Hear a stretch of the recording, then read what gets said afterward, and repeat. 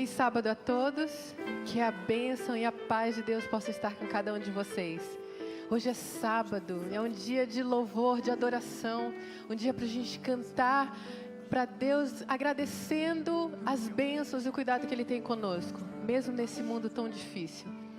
Louvar a Deus com os instrumentos, com a nossa voz, com o nosso coração, é isso que nós precisamos fazer nesse momento, porque isso também traz para a gente alívio das situações que a gente vive nesse mundo. Quero convidar vocês para ficarem em pé nesse momento. Vamos cantar, o Senhor está aqui. Deus está aqui no meio de nós e a gente pode sentir a sua presença no meio da nossa adoração. Quero convidar vocês para cantarem assim com todo o coração, com toda a mente, com todo o amor de vocês. O Senhor está aqui, vinde adorá-lo. Vamos todos? O Senhor está aqui. O Senhor está aqui. Vinde adorá-lo, vinde exaltá-lo. O Senhor está aqui. Vamos entoar louvores ao seu nome. Vamos exaltar as suas maravilhas. Toda a terra e céu tem o seu louvor. Vamos adorar o grande Cristo. O Senhor está aqui. Amém. O Senhor está aqui. Vinde adorá-lo, vinde exaltá-lo. O Senhor está aqui. Nuvens e trovões proclamem sua glória. Mundos e nações inclinem-se a Ele. Dele é o poder, dele é o louvor. Vamos adorar o grande Criador. O Senhor está aqui. O Senhor está aqui. Vinde adorá-lo, vinde exaltá-lo. O Senhor está aqui. O Senhor está aqui.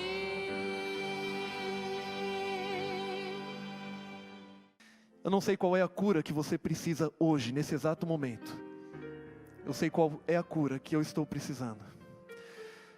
Mas se você sente que algo precisa ser curado na sua vida, não importa em qual aspecto, e você quer colocar nas mãos de Deus hoje, essa situação, enquanto nós cantamos, eu convido você a levantar de onde você estiver, e vir até aqui à frente, para nós pedirmos a Deus pela cura que você precisa em sua vida. Vamos louvar a Deus, enquanto isso se aproxime.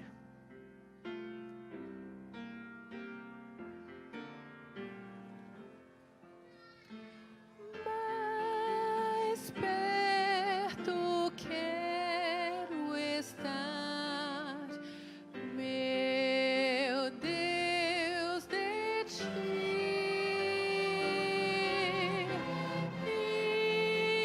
Ainda que seja dor que me una a ti. És meu constante orar, mais perto quero estar, mais perto quero estar, meu Deus, de ti.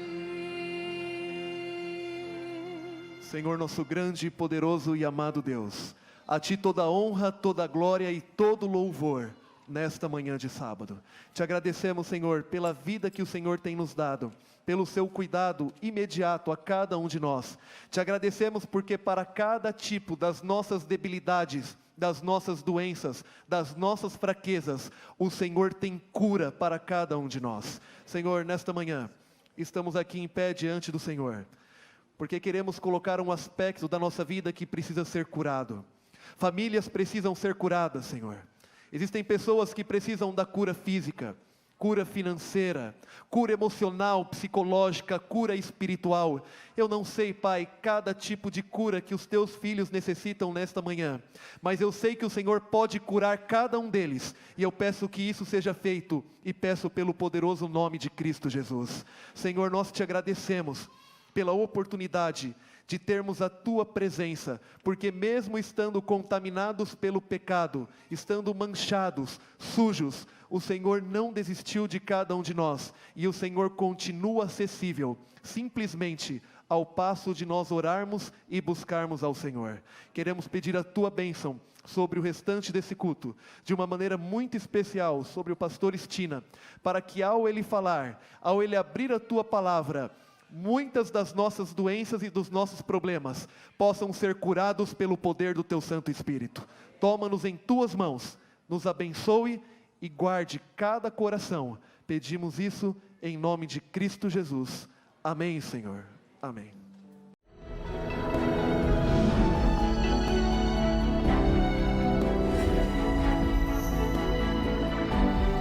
Provai e vede. História de hoje. Testemunho no ministério.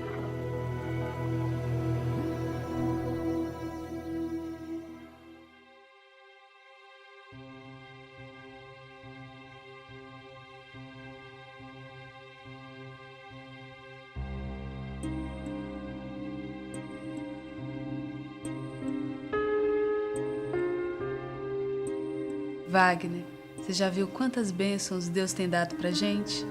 Claro, Karina. E por causa disso eu sinto a necessidade da gente fazer um pacto. Eu gostaria de dar uma oferta especial. Quem sabe, eu sei que no primeiro momento é difícil, mas vamos começar com 3% e a cada ano a gente aumentando 1% até chegar nos 10%. Eu também estava pensando nisso. Vamos fazer uma oração?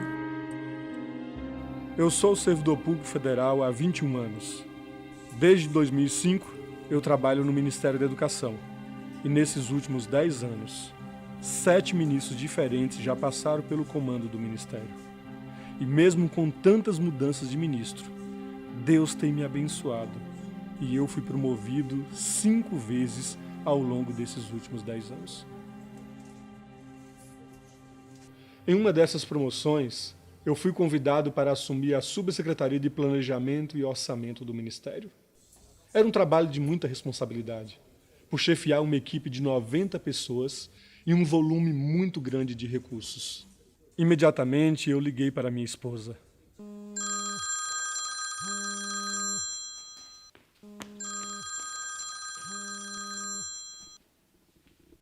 Alô? Ana Karina? Você não vai acreditar. O secretário executivo me chamou para conversar. Ele me convidou para assumir o cargo de subsecretário de Planejamento e Orçamento do Ministério. Ao mesmo tempo que eu estou feliz, eu estou bastante preocupado. É porque esse ano o fechamento do orçamento vai acontecer em um sábado.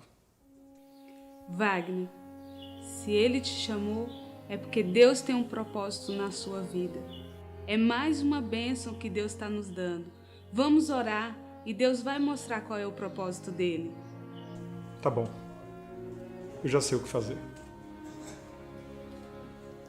Eu expliquei para o vice-ministro a minha preocupação em aceitar aquela promoção, mas eu fui surpreendido quando ele me disse: mas não sempre deu certo? Aceita a promoção. Dias depois de ter aceitado aquele cargo, eu fui surpreendido a abrir o Diário Oficial da União e ver um decreto presidencial alterando a data da entrega do orçamento de um sábado para uma segunda-feira. Ao ver aquele decreto, eu pude ouvir a voz de Deus falando comigo. Assim como eu, no passado, mudei os decretos dos reis em favor de Daniel, eu posso hoje fazer com que um presidente de uma nação mude um decreto em seu favor. Em outra ocasião, nós tínhamos que entregar a proposta de orçamento para o ano seguinte em uma segunda-feira. Mas por várias razões, quando chegou na sexta-feira, nós ainda não tínhamos terminado o trabalho. Por isso, o ministro determinou que todos nós deveríamos trabalhar no sábado e no domingo para concluir os trabalhos. Diante daquela determinação do ministro, eu fui buscar a orientação de Deus. Era meu costume orar no único local onde eu tinha privacidade, pois no meu gabinete muitas pessoas entravam e saíam, e ali, mais uma vez no banheiro, eu busquei ao Senhor em oração. Aí eu apelei ao ministro. Eu propus para ele que minha equipe trabalharia apenas no domingo. O ministro concordou com a minha proposta, mas eu percebi que ele ficou um pouco preocupado. E prova disso é que no domingo, ao final da manhã, ele foi pessoalmente ao ministério para conferir o andamento dos trabalhos. Deus nos abençoou tanto que um trabalho que levaria 2 dias para ser concluído ficou pronto em apenas uma manhã. A Bíblia diz: habita na terra e alimenta-te da verdade, e o Senhor satisfará os desejos do teu coração. E agora eu convido a vocês a também confiarem nesse Deus. Provai e vede.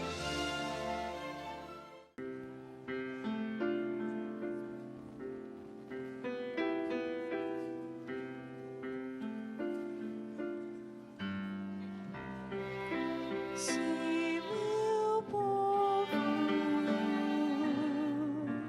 que por mim se chama,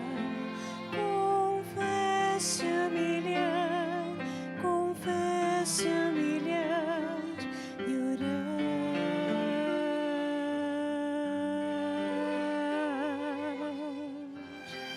Se meu povo dos seus maus caminhos se desviar e meu rosto procurar,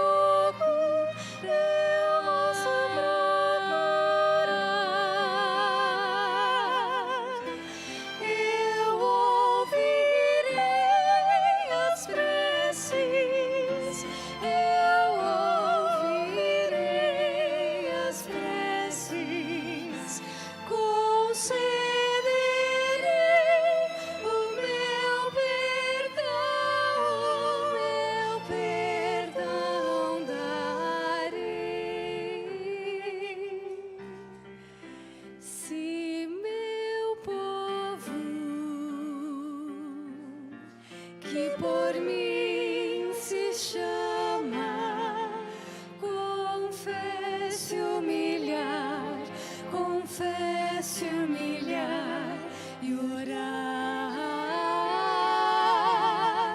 o meu perdão darei, o meu perdão darei, e sua terra então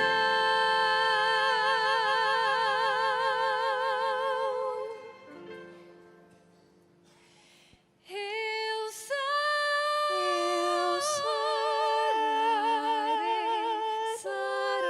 sararei, se meu povo,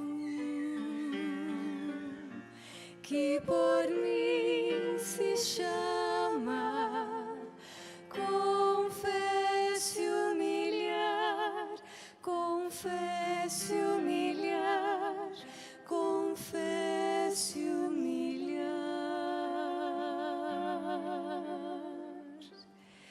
e orar.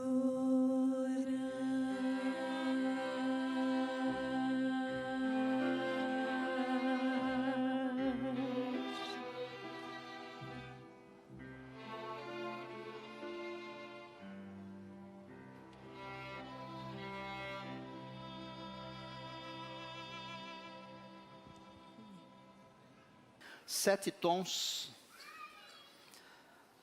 O que será que o pastor vai falar com isso? Bom, eu vou falar uma porção de setes, ok? Mas principalmente sobre os 7 impossíveis de Deus. Deus é todo-poderoso. Deus é onipotente. Mas há algumas coisas que Deus não pode fazer. Mas eu quero começar com a leitura de um verso da Bíblia, que está em Lucas, no capítulo 1 e no verso 37. Quando o anjo Gabriel apareceu para Maria, a Virgem Maria, e disse que ela teria um filho.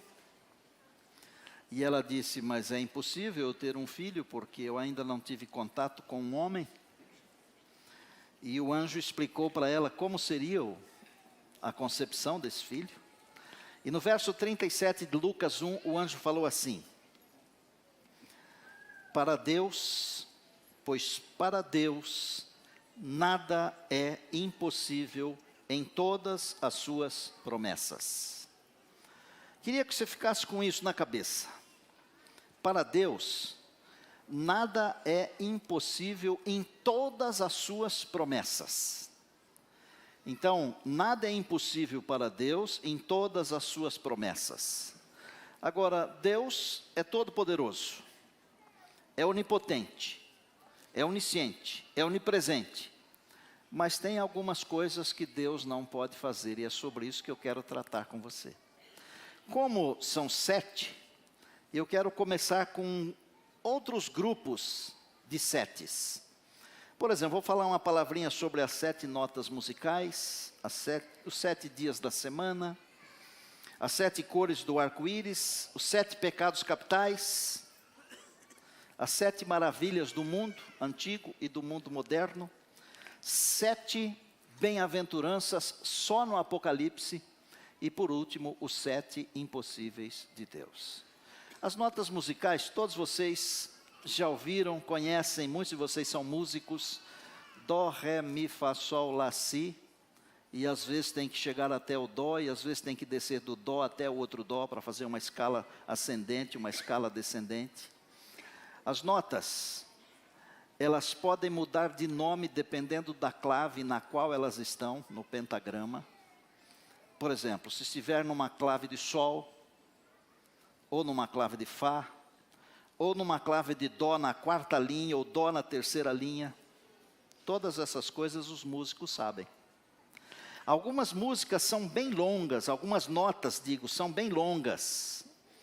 A mais usada atualmente, a mais longa usada, muito usada atualmente, é uma semibreve, mas existe uma que é mais longa ainda, que é a breve. Mas no passado existia uma que era mais longa ainda, chamada de longa. Mas a gente vai até uma semifusa, mas tem uma que é mais rápida ainda do que a semifusa, que se chama quartfusa. Há pouco mais de um século, um indivíduo nomeou as notas com os nomes que nós conhecemos hoje. Guido d'Arezzo.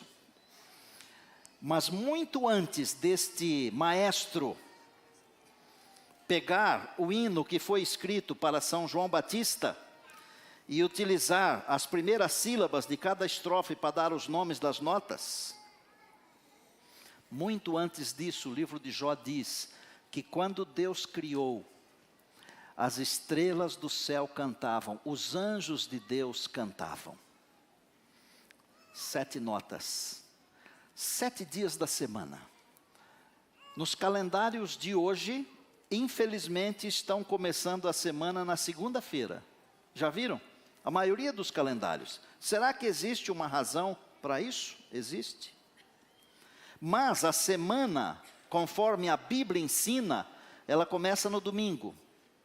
É domingo, segunda, terça, quarta, quinta, sexta, sábado. Essa é a semana. Porque dificilmente é possível ter uma segunda sem ter uma primeira. Antes da segunda-feira vem a primeira-feira, que é conhecido como domingo. Mas por detrás de tudo, existe um sistema diabólico que tenciona mudar a nossa maneira de pensar e de entender as coisas. Eu vou falar uma coisa aqui que tem a ver com o sermão que eu vou pregar em agosto. Eu acho que é o 3º sábado de agosto. Porque eu vou ficar uns dias fora, onde estarei gravando os DVDs que nós usaremos no ano que vem. Aqueles DVDs que vocês usam para fazer o culto de pôr do sol, amém?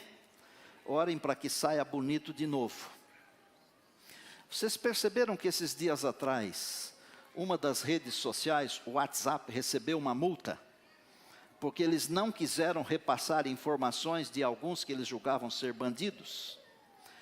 Estas mesmas redes que hoje não passam informações, um dia desses vão passar todas as informações que serão contra o povo que guarda os mandamentos de Deus. Gravaram isso?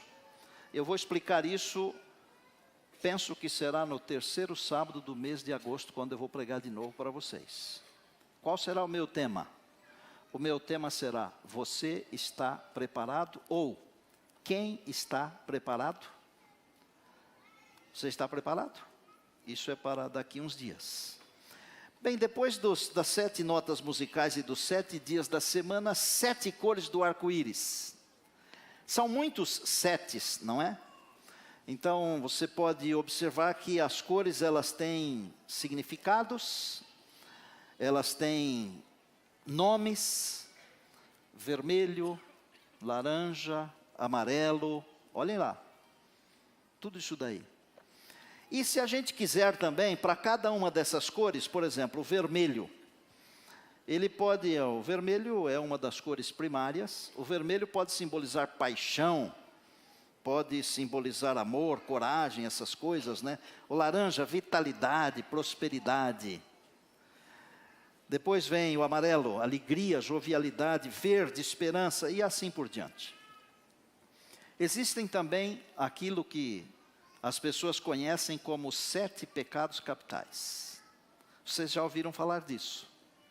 Agora, evidentemente, eles são classificados assim, como soberba ou orgulho, avareza, inveja, ira, luxúria, gula e preguiça. Só que o pecado, ele é muito mais do que 7 pecados capitais. Todo pecado é pecado. E quando nós vamos à palavra de Deus, nós descobrimos o que está escrito em 1 João, no capítulo 3 e no verso 4. E a Bíblia diz assim: todo aquele que comete o pecado também transgride a lei, porque o pecado é transgressão da lei.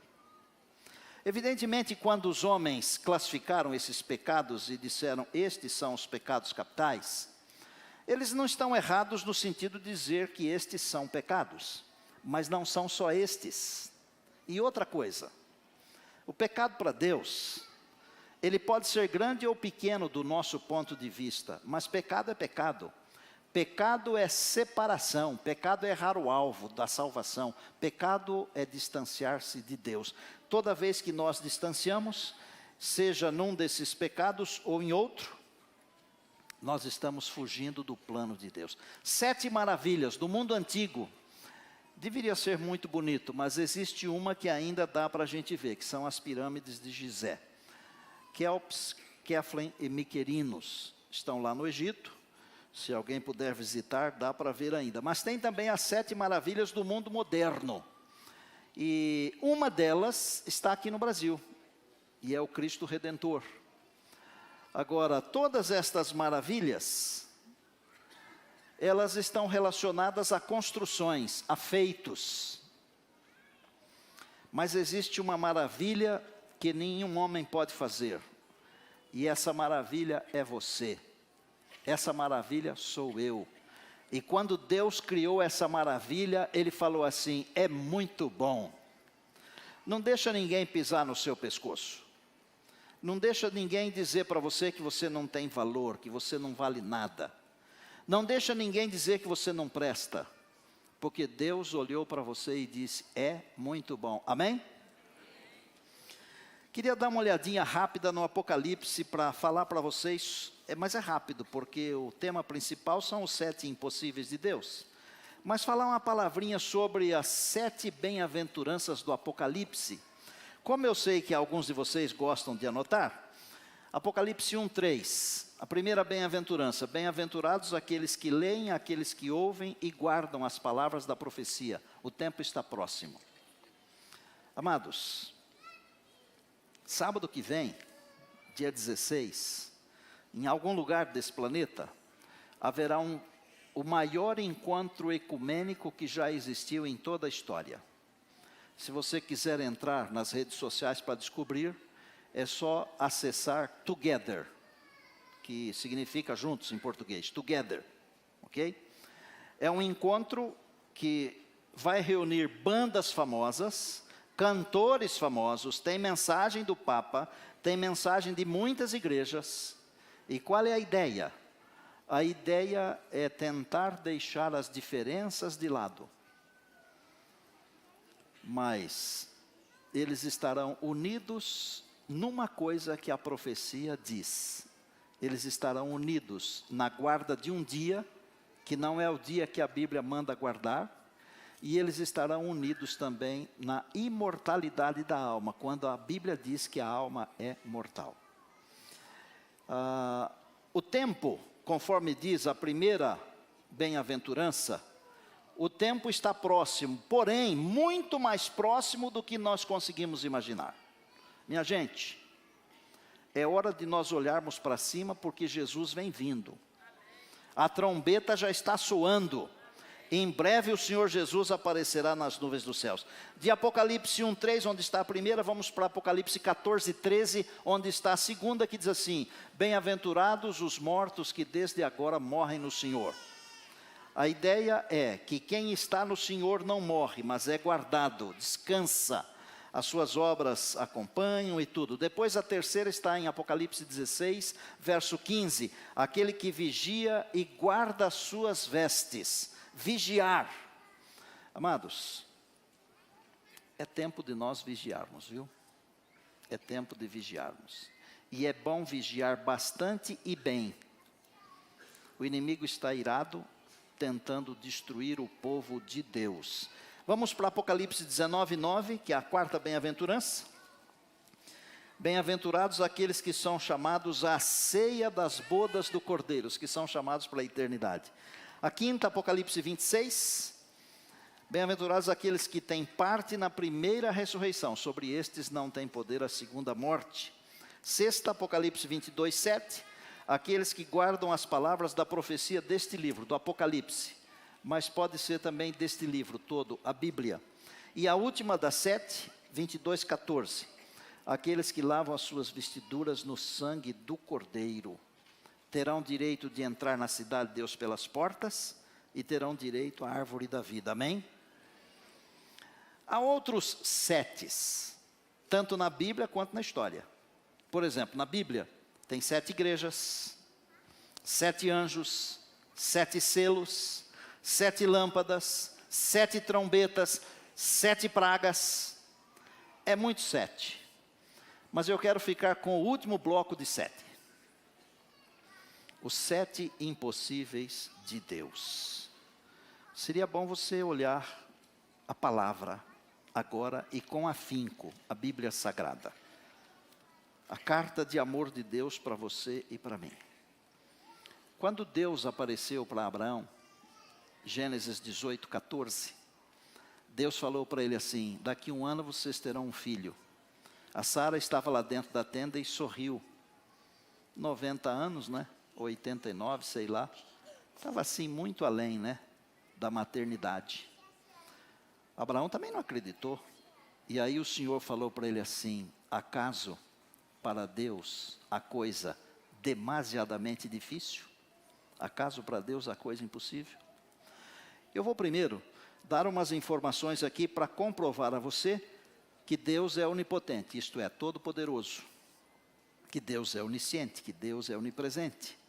Para depois dizer para você que um Deus onipotente, onisciente e onipresente tem algumas coisas que Ele não pode fazer. Mas como? Ele não é onipotente, isso é, todo-poderoso? É. Mas tem umas coisas que o Deus onipotente não pode fazer. Há outros versos que nos ajudam a entender. Primeiro, que Deus não apenas é onipotente, onipresente e onisciente, mas Ele é um comunicador. Amós 3:7 diz assim: Deus não faz nada sem antes revelar aos seus servos, os profetas.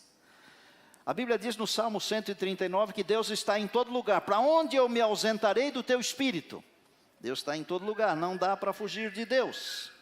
A Bíblia diz em Isaías 40, 28 que Deus não se cansa, nem se fatiga. A palavra de Deus diz no Salmo 121, verso 2, que Deus também não dorme. Que Deus é esse? Maravilhoso, né?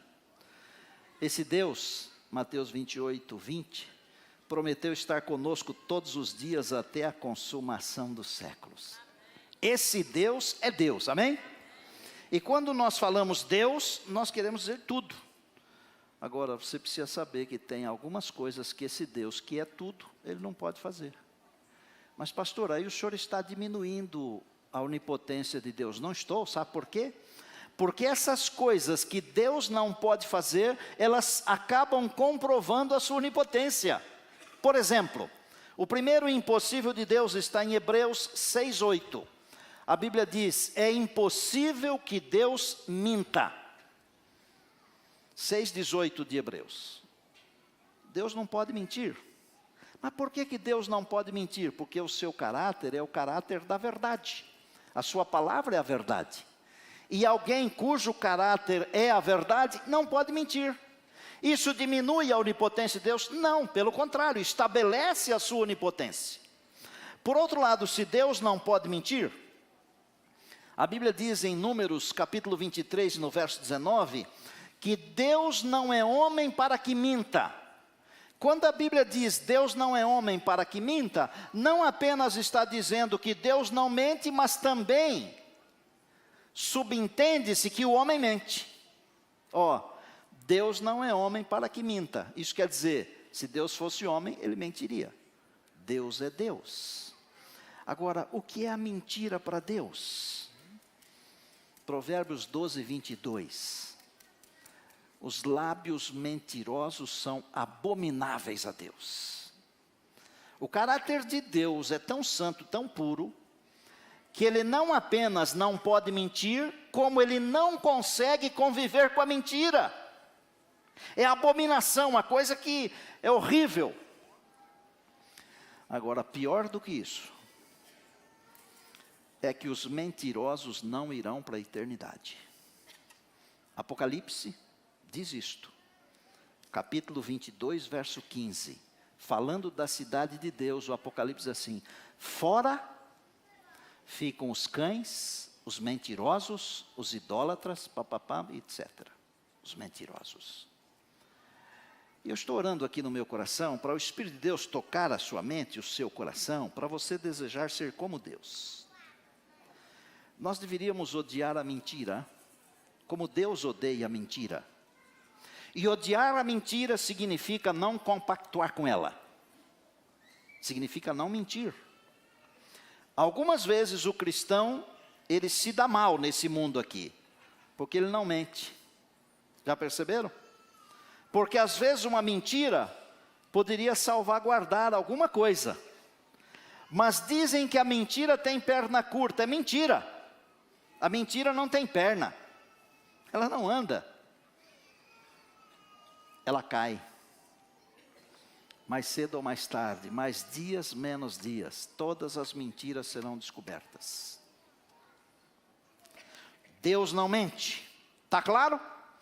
Segundo o impossível de Deus, é impossível para Deus não cumprir a sua palavra.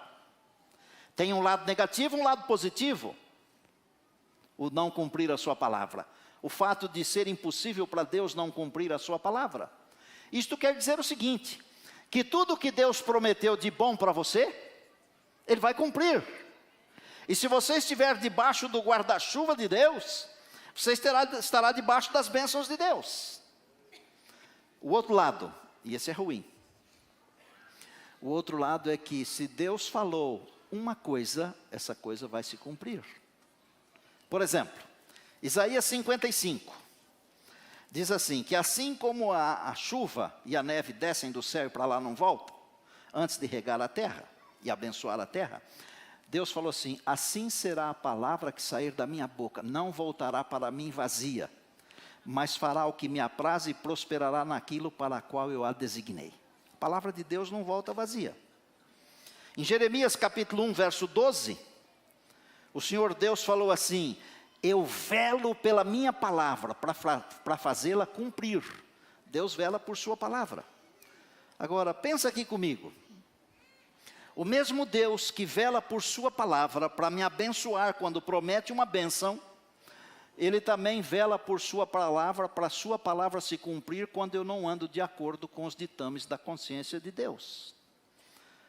Paulo, escrevendo aos Gálatas, ele falou assim: Deus não se deixa escarnecer, aquilo que o homem semear, isso também ceifará. Vocês estão percebendo isso aqui no nosso país? Que as semeaduras estão produzindo colheitas, estão vendo isso? Não vai adiantar dizer eu não sabia. Não vai adiantar dizer eu não compactuei com isso. Porque se não se cumprir a palavra aqui, no juízo dos homens, a palavra se cumpre no juízo de Deus. A palavra de Deus não volta vazia. E como eu não estou preocupado com o lado negativo, eu estou preocupado com o lado positivo, e eu estou preocupado porque Deus vai cumprir todas as promessas que prometeu a meu respeito e a respeito da minha igreja. Diga amém, povo de Deus. Terceiro impossível de Deus: é impossível para Deus mudar. Deus não muda, porque tudo que é perfeito não precisa de mudança. Mas a Bíblia diz isso. Malaquias capítulo 3, verso 6 diz assim: porque eu, o Senhor teu Deus, não mudo. Deus não muda. Mas não é só em Malaquias que eu encontro isso.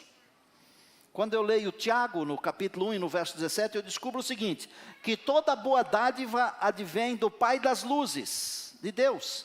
A Bíblia diz assim: em quem não há mudança, nem sombra de variação. Nem sombra, nem nuvem de variação. Deus não muda. E eu dou graças a Deus porque Deus não muda. Sabe por quê? Porque um dia Ele prometeu me levar para a eternidade. Um dia Ele prometeu levar a sua igreja para a eternidade. Ele não muda. Eu estou feito, nós estamos feitos. Diga amém. Deus seja louvado por isso, amados. Hebreus 13, 8 diz: Jesus Cristo é o mesmo ontem, hoje e eternamente. Amém. Quarto ponto: é impossível para Deus tentar alguém ou ser tentado. Deus não pode tentar ninguém. Deus não tenta ninguém. As tentações, elas não são providas por Deus. De vez em quando nós culpamos Deus por alguma coisa que Deus não fez, não faz e nunca fará. Às vezes há um acidente e a gente vai confortar outra e diz assim: foi Deus que quis assim. Deus não é o Deus dos acidentes, amados. Quem criou os acidentes não foi Deus, foi o inimigo. As tentações, elas não são enviadas por Deus para nós. Porque a Bíblia diz com toda clareza, mas com clareza assim meridiana, Tiago capítulo 1, verso 13: Deus a ninguém tenta, e Deus também não pode ser tentado pelo mal. Tiago 1,13, quem está acompanhando. A Bíblia diz, em 1 Coríntios 10, 13, que não nos sobrevém tentação que não seja humana. Veja que as tentações não são divinas. Mas junto com a tentação, o Senhor nosso Deus nos dá a capacidade de resistirmos às tentações. Amém? Foi por isso que o Senhor Jesus falou assim: e não nos deixes cair em tentações, ou em tentação, mas livra-nos do mal. Deus dá o poder para nos libertar. Agora, Deus não tenta ninguém, e Deus também não pode ser tentado. No Salmo 145, 9 diz assim: Deus é bom, e as suas misericórdias permeiam todas as suas atividades. O que é que permeia todas as atividades de Deus? É a misericórdia. Não é a tentação, não é a maldade, não é a ruindade, porque Deus não tem maldade, não tem ruindade. Deus tem misericórdia, amém? Quinto ponto: é impossível para Deus negar-se a si mesmo. É impossível. E eu disse agora que de vez em quando nós dizemos: eu não sabia, não é? Eu não vi, eu não compactuei, eu não assinei. E tem gente que mesmo tendo assinado, fala que não assinou. E tem gente que mesmo escutando a gravação e sabe que a voz dele diz, não, mas não é minha, não sou eu. O homem pode negar-se para tentar escapar, mas Deus jamais. Olha o que a Bíblia diz em 2 Timóteo 2,13. Se somos infiéis, Ele é fiel. E Ele é fiel porque não pode negar-se a si mesmo. Deus não pode negar-se a si mesmo. Gente, vamos pensar um pouquinho aqui. Às vezes, quando nós somos confrontados com uma situação, nós pensamos assim, puxa, eu poderia não ter feito isso. Já aconteceu com você isso aí? De fazer uma coisa e lá na frente, puxa, eu poderia não ter feito isso. Com Deus não acontece isso. Porque Deus, Ele tem a capacidade em si mesmo de não negar-se. Deus é Deus. E a Bíblia diz que tudo que Deus faz é bom. Deus não faz nada ruim. Veja a comparação das coisas que Ele criou do primeiro ao quinto dia. Ele foi dizendo assim, é bom. Ele nunca falou é ruim, mas Ele falou é bom. Agora, quando criou o ser humano, Ele falou é muito bom. Esse muito bom não quer dizer que o que foi criado antes é ruim, porque Ele falou que também é bom o que foi criado. Tudo que foi criado antes também é bom. É tudo bom. Mas o ser humano é melhor. É muito bom.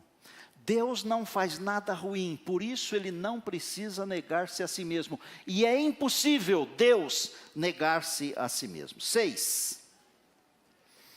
É impossível agradar a Deus sem fé. Deus jamais será agradado por algo que não seja de fé. Interessante que às vezes nós fazemos as coisas para agradar, não é? Por exemplo, eu sou convidado para uma festa. No dia que eu faço uma festa, eu tenho que convidar quem me convidou para a festa dele. Porque é mais ou menos assim uma questão de cordialidade, né? Deus não está preocupado com isso. Porque Deus nos convida para uma festa e nós nunca vamos poder convidar Deus para uma festa igual a que Ele nos dará, irmãos. Nunca.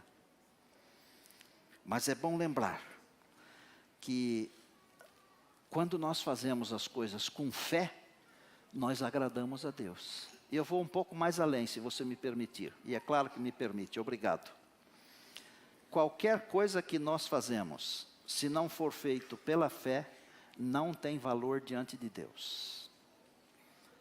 Porque até os nossos bons atos, as boas obras, nossas boas coisas, elas podem estar carregadas de egoísmo, vaidade, orgulho e etc. Nós temos que fazer para a glória de Deus. Deus tem a capacidade de nos interpretar corretamente, nós não temos. Um dia desses um diácono chegou para mim, só para vocês entenderem. Falou assim, pastor, a nossa igreja aqui no NASP está certinha, né? Eu falei, deve estar, né, irmão? Mas por que o senhor fala isso? É porque é uma igreja grandona e tem um pastor grandão, fortão, de cabelos brancos. Aí eu pensei comigo assim, ele está me chamando de velho gordo? Ou ele está dizendo que a igreja tem um pastor à altura, experiente, forte, abençoado? E eu prefiro ficar com a segunda ideia, não é? Deus não precisa de uma primeira e de uma segunda ideia, porque Deus lê cada atitude da nossa mente, cada atitude do nosso coração. Olha, vocês podem não pensar, mas se eu fizer um sermão bem feito, como tenho tentado fazer, e não for com fé e para a glória de Deus, Deus não aceita. Sabe por quê? Deus não aceita se eu estiver fazendo só para você me aplaudir. Falou, esse é o pastor, esse pastor é bom, é fera, é tal. Não, isso é para a glória de Deus. E eu quero levar você para perto de Deus com fé. Porque a Bíblia diz em Hebreus 11:6, sem fé é impossível agradar a Deus. Veja, é impossível. Não podemos agradar a Deus a não ser com fé. Por quê, irmãos? Porque a fé é a possibilidade de ver o invisível e a capacidade de antecipar o futuro. E essa declaração não é de Aristóteles. Tá bom? Vou repetir. A fé é a possibilidade de ver o invisível. E é a capacidade de antecipar o futuro. Quando eu digo que o céu começa aqui, o céu é um eterno conviver com o Senhor Jesus. O céu começa aqui. E pela fé eu posso antecipar algumas das alegrias do céu. E eu posso sentir a presença dos anjos na minha vida, no meu lar, no meu trabalho. Eu posso perceber as bênçãos de Deus comigo. E eu posso sentir a salvação que Jesus já me concedeu. Aleluia! E o último dos 7 impossíveis de Deus. O último. É impossível para Deus rejeitar alguém que o busque. João 6,37, Jesus falou assim: todo que o Pai me dá, esse vem a mim. E o que vem a mim, eu nunca lançarei fora. Nunca, amém? João 1, capítulo 1 de João, versos 11 e 12. Veio para o que era seu, os seus não o receberam. Mas a todos quantos o receberam, deu-lhes o poder de serem feitos filhos de Deus. Amados, hoje Deus está propondo uma escolha. E é uma escolha de fé. Deus é todo poderoso. Ele é onipotente, que é o mesmo que todo poderoso. Mas também é onisciente e onipresente. Deus sabe tudo. Mas tem algumas coisas que Deus não pode fazer. E eu expliquei para vocês 7 impossíveis de Deus. E quer saber? Tem uma coisa que Deus colocou nas minhas mãos para eu decidir. Não está nas mãos de Deus, porque nas mãos de Deus já foi decidido. O que é que Deus colocou nas minhas mãos para eu decidir? Se eu quero ir para a eternidade ou não. Se eu quero a salvação ou não. Aí o Deus, que não vai levar ninguém na marra para o céu, ninguém vai na marra para o céu, ninguém. Ele fala para mim o que está escrito em Deuteronômio 30:19, Neumoel. No lugar do Neumoel, coloca o seu aí. Rogério, Deus fala assim: escolhe a vida. Jura? Escolhe a vida. Você que me acompanha. Deuteronômio 30:19. Deus diz assim: escolhe a vida. E por que Deus me manda escolher a vida? Me orienta a escolher a vida? Porque só eu posso escolher. Agora eu aprendi uma coisa muito bonita essa semana. Foi um irmão que me ensinou. Pastor também aprende com as ovelhas. E ele falou assim: pastor, o senhor tem convicção de que Deus nos deu o livre-arbítrio? Eu disse: tenho, pela palavra. As minhas convicções, elas não são minhas. Elas são pela palavra. Elas são atos de fé. E quando eu digo que a fé é a possibilidade de ver o invisível e a capacidade de antever o futuro, eu tirei isso da palavra de Deus. Não fui eu que inventei, por isso que eu falei que não é de Aristóteles. Aí ele falou para mim assim: eu tomei uma decisão. E eu pensei, aí vem coisa boa. Eu disse: qual foi a decisão, irmão?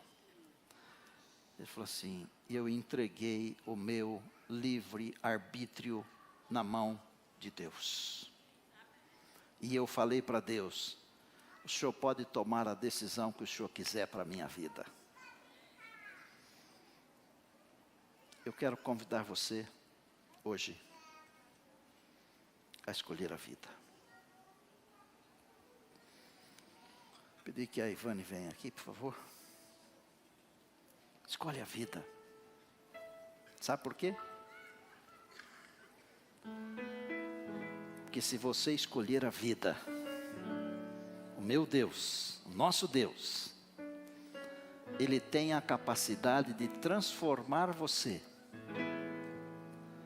Porque esta é uma de suas promessas.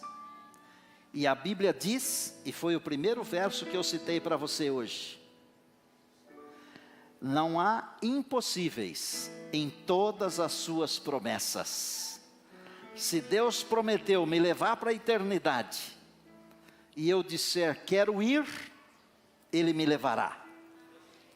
Se Deus prometeu me salvar, e eu digo eu quero, Ele me salvará, a despeito de mim mesmo. Hoje Deus quer fazer um milagre na nossa vida. Hoje Deus quer construir em nós um caráter semelhante ao seu, que não mente, que não muda, e etc. Um caráter, mente e coração. Um caráter que tenha a capacidade de dizer: Senhor, eu entrego o livre-arbítrio da minha vida nas tuas mãos. Só quero ir para a eternidade. Se for esse o desejo do seu coração, eu desafio você a se levantar enquanto a Ivane canta e dizer para Deus que você entrega tudo nas mãos dEle, e que esse impossível, que é a da nossa salvação, mas para Deus é possível, porque não há impossíveis nas promessas de Deus, que Deus resolva isso por você, em mim e por mim, por nós e em nós. Amém? Enquanto ela estiver cantando, se você quiser ficar em pé em oração, pode.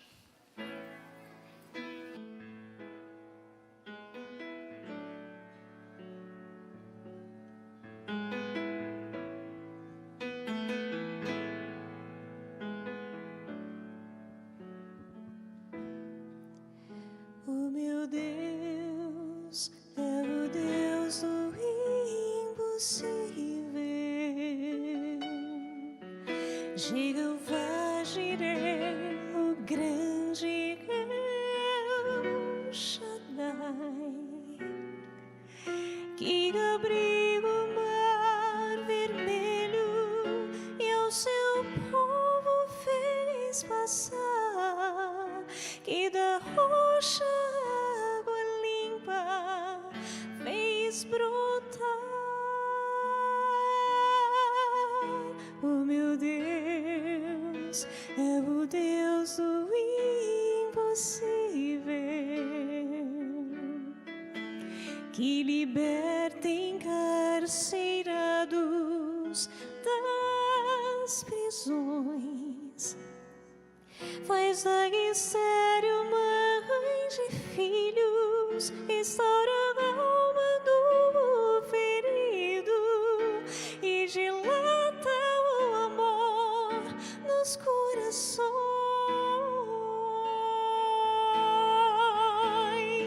Limpa a vista aos cegos e aos surdos faz ouvir, faz a tempestade se acalmar,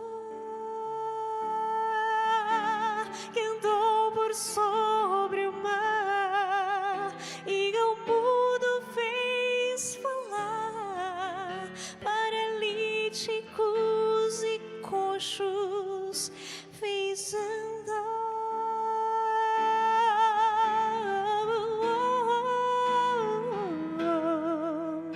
O meu Deus é o Deus do impossível,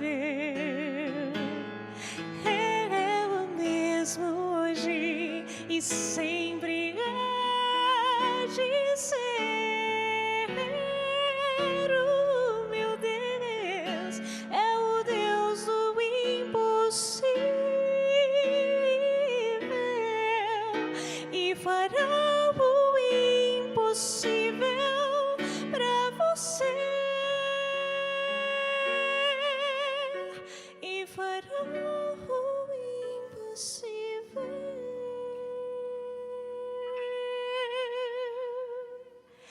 por você.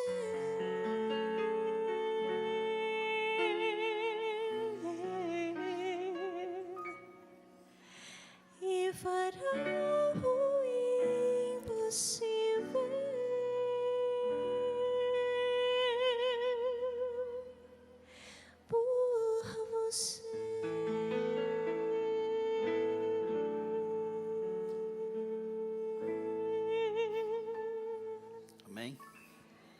quando eu olho para Jesus, eu não consigo me ver fora da eternidade. Esse é um tremendo de um impossível que Deus torna possível. Olhe para você. Você não acha que estragaria a eternidade estando lá? Não dá essa impressão para a gente? Mas Deus não pensa assim. Deus nos vê já, como se já estivéssemos transformados. Aleluia. E é isso que a Bíblia diz: quando Ele aparecer nas nuvens dos céus, os mortos restarão incorruptíveis e nós, os vivos, seremos transformados. Acredite em Deus, por favor. Acredite. Confie. Logo Jesus virá. E Ele vai cumprir também esta promessa: virei outra vez e vos receberei para mim mesmo, porque não há impossíveis nas promessas de Deus. Senhor, obrigado. Louvado seja o teu nome. Nós te engrandecemos, te louvamos e te honramos agora, Senhor. Obrigado por esse plano tão bonito. O Senhor torna possível a nossa salvação. Obrigado porque és todo poderoso e nos amas. Glória ao teu nome. Abençoa o teu povo, a tua herança, a igreja aqui presente e a igreja virtual que nos acompanha. Que muito em breve nós estejamos todos no teu lar. E o pedido agora, Deus, é, quando Jesus aparecer, que nenhum de nós falte. Que estejamos lá com a nossa família, com a nossa igreja, com os nossos amigos e vizinhos. Oramos em nome de Jesus. Amém. Amém. Deus abençoe o seu povo. Deus abençoe a sua herança. Obrigado.